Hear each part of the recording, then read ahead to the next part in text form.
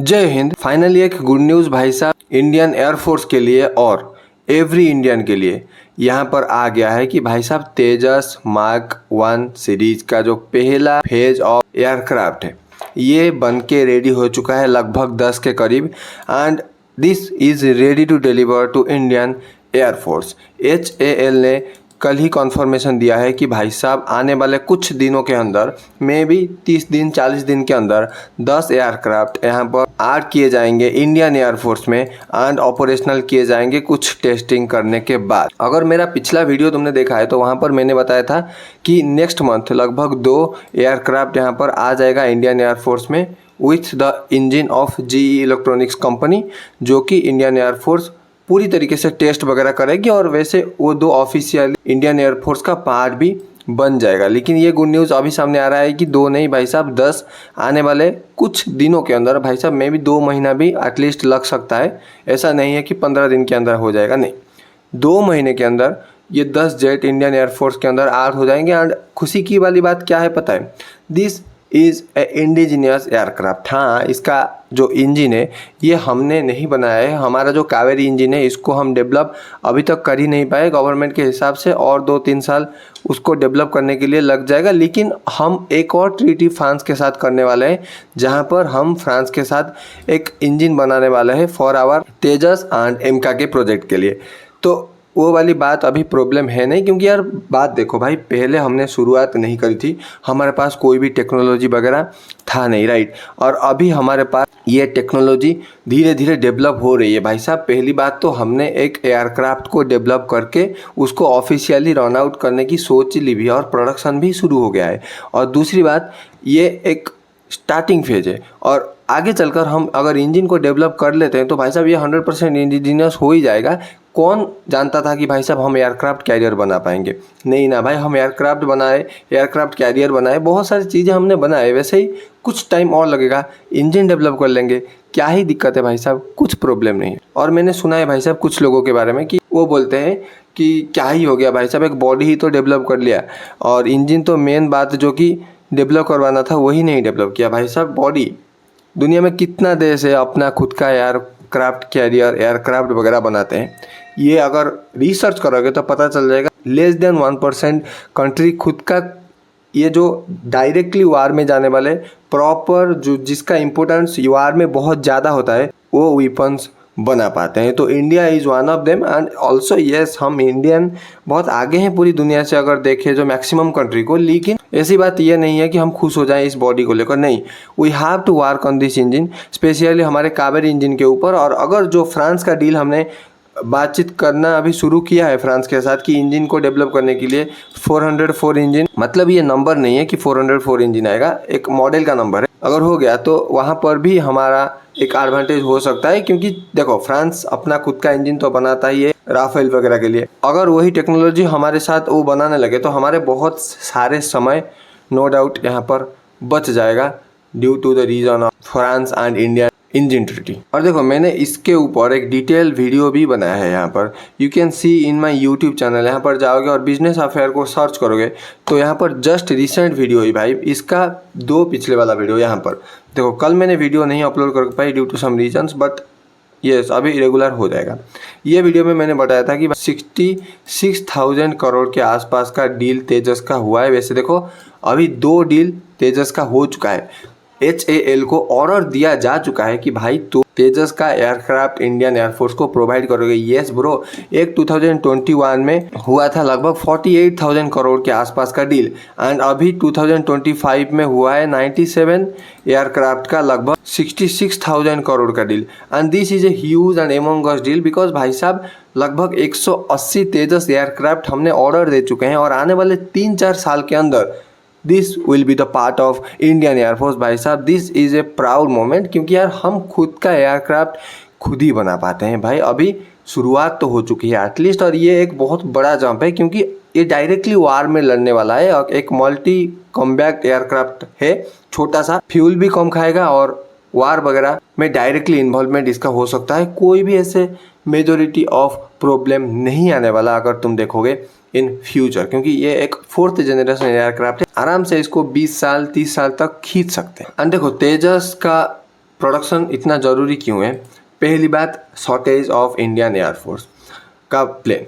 देखो यहाँ पर अभी हमारे पास लगभग 31 स्क्वाड्रन है और एक स्क्वाड्रन में लगभग 18 से 20 के करीब फाइटर प्लेन होते हैं और अलग हेलीकॉप्टर वगैरह अलग है भाई। मान लो फाइटर प्लेन की हम बात कर रहे हैं, लेकिन अकॉर्डिंग टू सम रिपोर्ट हमको चाहिए 42 squadrons to fight with both China and Pakistan.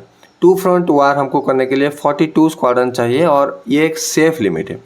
हमको यहाँ पर 11 स्क्वाड्रन का कमी दिख रही है डायरेक्टली, और इसमें भी एक और झोला है भाई साहब। जो 31 स्क्वाड्रन है इसमें 2 स्क्वाड्रन MiG-21 का है जो कि 2025 की लास्ट तक यानी कि 20 साल के एंड तक रिटायरमेंट ले लेंगे। यानी कि अगर देखा जाए ऑफिशियली तो हमारे पास 29 ही स्क्वाड्रन है इंडियन एयरफोर्स के पास, और 29 स्क्वाड्रन के साथ 42 स्क्वाड्रन को कंपेरिजन नहीं किया जा सकता भाई साहब। 13 स्क्वाड्रन कम पड़ रहे हैं। 30 स्क्वाड्रन मतलब समझ रहे हो, at least 250 fighter planes, and this is a huge gap भाई, बहुत बड़ा गैप है यहाँ पर। We have to cover up this gap, नहीं तो भाई अगर वार हो गया तो हम टैकल नहीं कर पाएंगे बोथ पाकिस्तान एंड चाइना को। एक कंट्री के लिए तो भाई साहब एनफ हमारे पास एयरक्राफ्ट कैरियर है और एयरक्राफ्ट वगैरह है, लेकिन 2 कंट्री के लिए नहीं है यहाँ। और दूसरी बात, अगर हम ये जो 13 स्क्वाड्रन है इसको कंप्लीट करने जाएंगे और ऑर्डर वगैरह देने लगेंगे बाहर के कंट्री को, तो billions of dollar, yes billions of dollar पैसा हम बाहर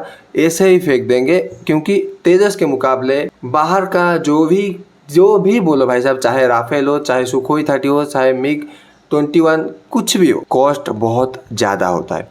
एंड क्योंकि एक रीज़न ये भी है क्योंकि उनको प्रॉफिट कमाना है, और तेजस एक इंडियन कंपनी है, नो डाउट वो भी HAL प्रॉफिट लेगी, लेकिन इतना ज़्यादा नहीं लेगी। डायरेक्टली यहाँ पर इंडियन एयरफोर्स हॉल से खरीद लेगी बहुत ही कम पैसे में। यहाँ पर यू कैन कंपेयर भाई साहब, हम 36 राफेल खरीदे 60,000 के आसपास का पैसा देकर, एंड नाउ हम 97 तेजस खरीद रहे हैं 66,000, मतलब समझ रहे हो ऑलमोस्ट डबल से ज़्यादा एयरक्राफ्ट हमको मिल रहा है विथ द सेम कॉस्ट। इससे तुम इमेजिन कर सकते हो भाई साहब कितना चीप पड़ेगा अगर हम इंडियन टेक्नोलॉजी को डेवलप कर ले, इंडियन एयरफोर्स में इंडियन एयरक्राफ्ट को इन्वॉल्व कराए। और ये हमारे कंट्री के लिए भी एक बहुत अच्छी बात है, क्योंकि हम इंडिपेंडेंट खुद ही बन जाएंगे। अगर इंडिपेंडेंट इसमें नहीं बन पाएंगे तो भाई साहब दिक्कत होगी, क्योंकि वार की सिचुएशन में कौन सा कंट्री कब धोखा देगा कोई भरोसा नहीं है। खैर हम USA के ऊपर भरोसा कर ही नहीं पाते, लेकिन हाँ हमको ये भी बोला जाता है कि Japan and France is the permanent friend of India, ये भी बोला जाता है। लेकिन तुमको पता होना चाहिए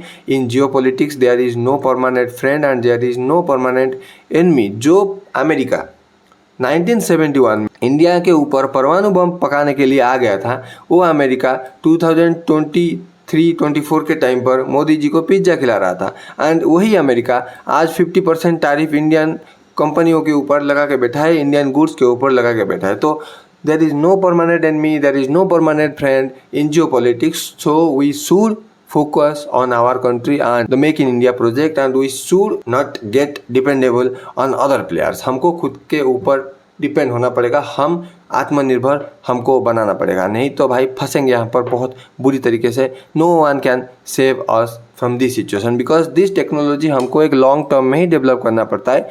ये शॉर्ट टर्म में ऐसा है कि नहीं 5 दिन 10 दिन 15 दिन 1 साल में हो जाएगा, नहीं भाई साहब, ये एक लंबा टाइम खींचेगा, 5 साल 10 साल 15 साल, उसके बाद जाकर हम कुछ अच्छा खासा बना पाएंगे टेक्नोलॉजी यहाँ पर। एंड अगर पता होगा सुखोई का हमने कुछ प्लेन रशिया को ऑर्डर दिया है, और ये तेजस का जो है 180 ऑर्डर हमने ऑलरेडी कंपनी को दे चुका है 2 फेज़ में। 21 में जैसे मोना वाला 48,000 करोड़ के आसपास, एंड 2025 में 66,000 करोड़ के आसपास। एंड अगर ये 180 हम हमारे फ्लीट में ऐड कर ले, और सुखोई का लगभग 100 के करीब हम ऑर्डर दिए हैं प्लेन, और अगर ये 2 ऐड कर ले तो भाई साहब हमारा जो रिटायरमेंट वाला पोर्शन है, जो 2 MiG-21 का स्क्वाड्रन रिटायर होने वाला है, उसका भरपाई और कुछ और स्क्वाड्रन नया ऐड हो जाएंगे। और हमारा जो और गैप रहा उसको हम एमका से भरने की बात कर रहे हैं।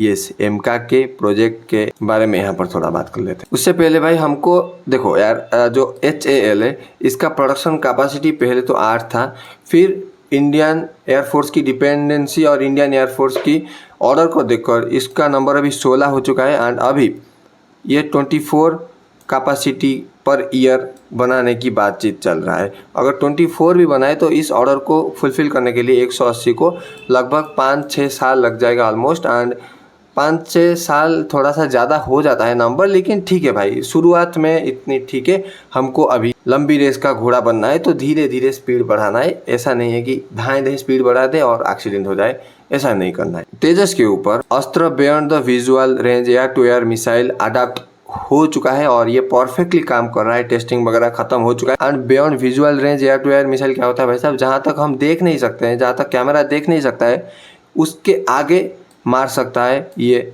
अस्त्र beyond visual range air to air missile. And Indian air force आँख यहाँ पर भी पका रहा है कि भाई साहब लगभग 10 स्क्वाड्रन 2040 तक हमको 5th जनरेशन फाइटर जेट का चाहिए।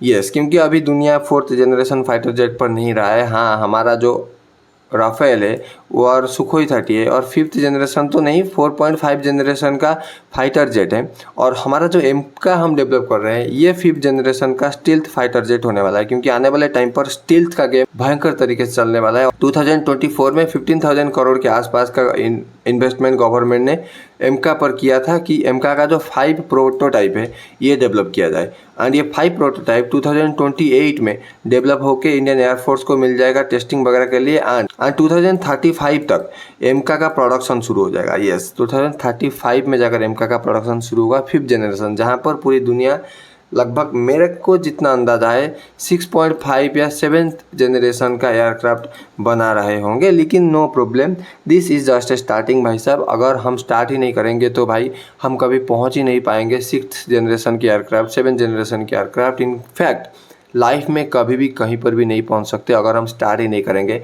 यस, हमारा स्टार्टिंग स्लो है, लेकिन ये स्लो स्टार्टिंग आगे चलकर बहुत स्पीड में ग्रो कर सकता है due to some reasons. Because Indian अगर कोई चीज़ पर हाथ लगा ले, देख लो भाई, हाथ धोकर अगर पीछे पड़ ले भाई, वो काम होगा ही होगा, नहीं होगा तो भाई वहाँ पर हम छोड़ेंगे ही नहीं उसको। एंड अगर ये तेजस और एमका वगैरह हमने डेवलप कर लिए तो भाई साहब फ़ायदा क्या होने वाला है पता है। बट कंडीशन ये है कि अगर हम उसको सक्सेसफुली डेवलप कर पाए।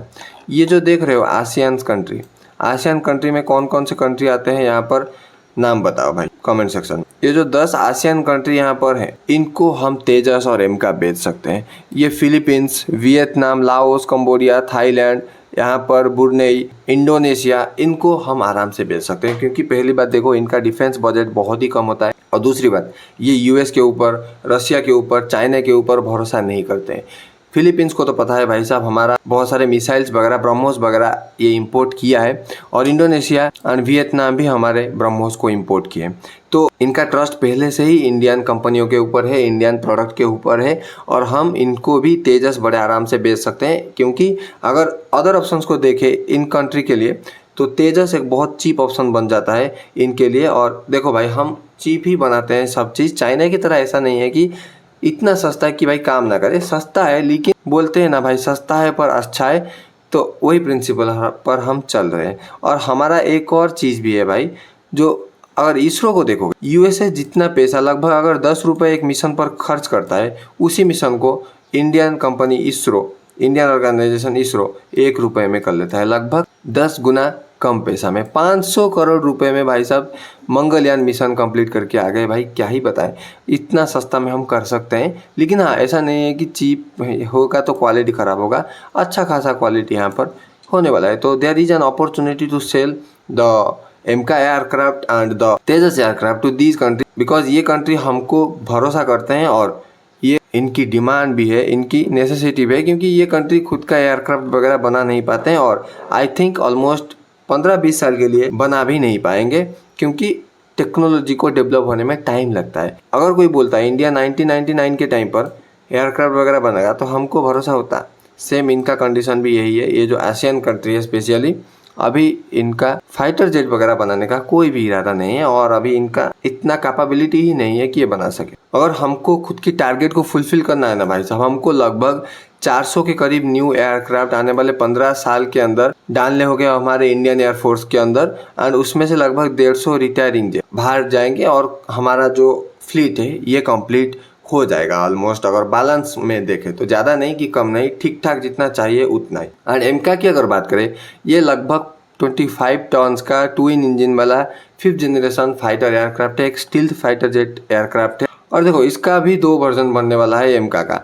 एमका का जो पहला पार्ट है MK1 ये डिज़ाइन किया जाएगा और प्रोडक्शन किया जाएगा, और इसमें जो इंजन लगने वाला है ये GE इलेक्ट्रॉनिक्स का इंजन लगने वाला है, इसमें कोई दिक्कत नहीं है। लेकिन जो दूसरा वर्जन बनाया जाएगा MK2, इसमें हम लोग फ्रांस और इंडिया के जो ट्रीटी के तहत जो इंजन डेवलप करने वाले हैं वहाँ पर ये इंजन लगने वाला है, और उसके बाद हम खुद 100% इंडिपेंडेंट हो जाएंगे फ्रॉम USA की GE electronics company and from the world to produce our own fighter jet. देखते हैं आने वाले टाइम पर क्या होता है। ये जो तेजस और एमका के ऊपर हम इतने सालों से मेहनत कर रहे हैं, इसका क्या होता है। और काबेर इंजन जो कि बोला जा रहा है 2031 तक ऑफिशियली लॉन्च हो जाएगा, इसका क्या होता है। तो ये चीज़ तो आने वाले टाइम ही बताएगा। जल्दी से जल्दी हमको खुद की जो डिपेंडेंसी है अलग लोगों के ऊपर ख़त्म करना है, अलग देश के ऊपर से ख़त्म करना है, एंड खुद को हमारा तेजस एंड खुद को हमारा एमका एंड खुद को हमारा काबेर इंजन वगैरह बनाना है। वैसे तो पहला हमारा जो विक्रांत एयरक्राफ्ट कैरियर है उसको हमने डेवलप किया है, लगभग 70% के करीब इंडियन प्रोडक्ट्स वहाँ पर लगे हुए हैं, कुछ बाहर से आए हैं। और अगर हम INS विशाल भी बनाए जो 3rd एयरक्राफ्ट कैरियर इंडिया का होने वाला है, उसमें लगभग ये बोला जा रहा है कि 90% इंडियन काम होने वाला है, बाहर से कुछ 10% आने वाला है। ऐसे ही तेजस का हाल भी अभी है, इंजन आ रहा है, और एमका का हाल भी वैसे ही होगा, इंजन आएगा। लेकिन उसके बाद हम खुद को अपने आप को पूरी दुनिया से इंडिपेंडेंट बना सकते हैं, और फाइटर जेट के मामले में at least we will independent in the future. So thank you so much for watching this video. This is Manoj this side signing off.